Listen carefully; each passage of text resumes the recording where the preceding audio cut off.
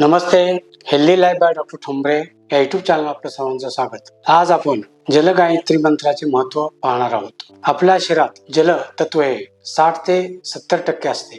पेशीमध्ये जल, रक्तामध्ये जल, लसिका, लाळ, श्लेष्मा, पाचक रस इत्यादी मध्ये असणाऱ्या जलाचा समावेश होत असतो। जलतत्व जर आपल्या शरीरामध्ये कमी प्रमाणात असेल तर शरीराचा श्लेष्मपणा कमी होतो, त्वचा खरखरीत होते, ओठ कोरडे पडतात, अकाली त्वचेस थुरथुक्या पडतात व त्वचारोग निर्माण होतो। दीर्घकालीन बद्धकोष्ठता, शरीर कडकडीत होते, सांध्यातील द्रव कमी होतो, सांध्यांचा कटकट असा आवाज येतो, भीती, चिंता व थकवा निर्माण होतो, मानसिक ताठरता येते। जर आपल्या शरीरामध्ये जलाचा प्रादुर्भाव जास्त असेल तर पोट फुगणे, चेहरा बोटे सुजणे, हात पाय सुजणे व हातापायांना ओलसरपणा येतो, सतत नाक गळत राहते, अतिरिक्त कफ शरीरामध्ये निर्माण होतो, नाक चोंबते, चयापचय क्रिया मंदावते, आपल्या शरीरात तीव्र सुस्ती येते, PCOD सारखे आजारपण यामुळे निर्माण होतात, जडवतो येते, सुस्तपणा शरीरामध्ये जास्त येतो।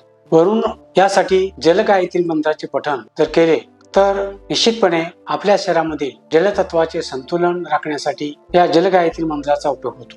या मंत्राचे पठण करत असता वरुण मुद्रा धारण करावी। वरुण मुद्रा म्हणजे आपली करांगुळी व अंगठा ही दोन्ही बोटे एकत्र घ्या, दोन्ही बोटे एकमेकांना सहज टच होतील अशा प्रमाणे धरा आणि जलगायत्री मंत्राचे पठण करा। ही वरुण मुद्रा आहे। हे वरुण मुद्रा जर धारण केली तर त्यामुळे आपल्या शरीरामध्ये जलतत्वाचे संचलन व्यवस्थित होते। याचे फायदे: मानसिक शांतता निर्माण होते, तणाव कमी होतो, एकाग्रता वाढते, नकारात्मक निघून जाते व आकलन शक्ती चांगली वाढते, रक्ताभिसरण सुधारते, हृदयरोगापासून आपला बचाव होतो, चयापचय व पचनासंबंधी तक्रारी कमी होतात। या जलगायत्री मंत्रावर किंवा एकूणच जलतत्वावर जपानचे संशोधक मासारो इमोटो यांनी 1990 मध्ये जलावर प्रक्रिया केली किंवा जल जर प्रोग्रॅमिंग केले तर त्याचा काय परिणाम होतो यावर त्यांनी संशोधन केलं। त्यांच्या संशोधनात असं आढळून आलं की 2 ग्लास पाण्याने भरून घेतले आणि एका ग्लासला आपण थँक्स आणि सुंदर अशा काही कल्पना जलाला सांगितल्या आणि त्याचे परीक्षण केले तर त्या जलामध्ये सुंदर क्रिस्टल तयार झाले, एकूणच जल सुंदर तयार झाले असं आपल्याला दिसून येतं। दुसऱ्या ग्लासमध्ये जलाला आय हेट यू आणि नकारात्मक आपण जर त्या पाण्याला संबोधलं तर त्या पाण्यामधील क्रिस्टल हे विखुरतात व वेगवेगळ्या फॉर्ममध्ये तयार होतात। यावरून हे लक्षात येतं की जलाला आपण जशा पद्धतीने प्रोग्राम करू त्या पद्धतीने जलामध्ये बदल होत राहतो। आपल्या शरीरामध्ये 60 ते 70% जल आहे, तर त्याला आपण व्यवस्थित संबोधित केलं आणि जलगायत्री मंत्राचं पठण केलं तर आपल्या शरीरामध्ये चांगले बदल होतात आणि त्याचा आपल्या शरीरावर चांगला परिणाम होतो। तो आपण कशा पद्धतीनं जलगायत्री मंत्र म्हणायचा ते पाहणार आहोत। जलगायत्री मंत्राचे पठण व जलगायत्री मंत्र कशा पद्धतीने म्हणावा ते आपण पाहणार आहोत। त्यासाठी पद्मासन किंवा सुखासनामध्ये बसा,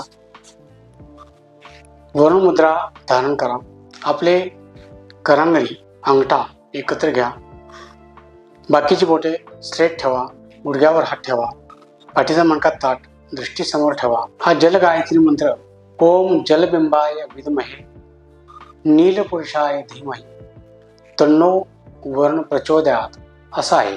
याचा अर्थ असा आहे की आम्ही पाण्याचे बिंब किंवा प्रतिबिंब जाणतो, जो नील रंगाचा पुरुष वरुण देवासारखा आहे, आम्ही त्याचे ध्यान करतो। या मंत्राचे पठण प्रत्यक्षात आपण करूया।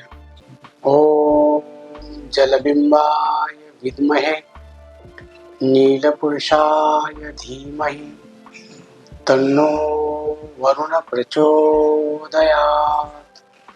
ओम जलबिंबाय विद्महे नीलपुरुषाय धीमहि तन्नो वरुण प्रचोदयात। ओम नीलबिंबाय विद्महे नीलपुरुषाय धीमहि तन्नो वरुण प्रचोदयात। अशा पद्धतीने या जलगायत्री मंत्राचे पठण 11 वेळा किंवा 108 वेळा करावे। जल व्याधी असतील तर जलव्याधी आपल्या शरीरातील कमी होण्यासाठी, आपल्या शरीरातील जलतत्वाचे संतुलन होण्यासाठी जलगायत्री मंत्राच्या पठणाने निश्चितपणे लाभ होतो। या मंत्राचे पठण करून आरोग्य संपन्न जीवन जगूया। हा व्हिडिओ आपल्याला आवडला असेल तर लाईक करा, तुमच्या काही शंका असतील तर कमेंट्स बॉक्समध्ये कमेंट टाका आणि अशाच पद्धतीचे व्हिडिओ पाहण्यासाठी आमचे चॅनल सबस्क्राईब करा। धन्यवाद।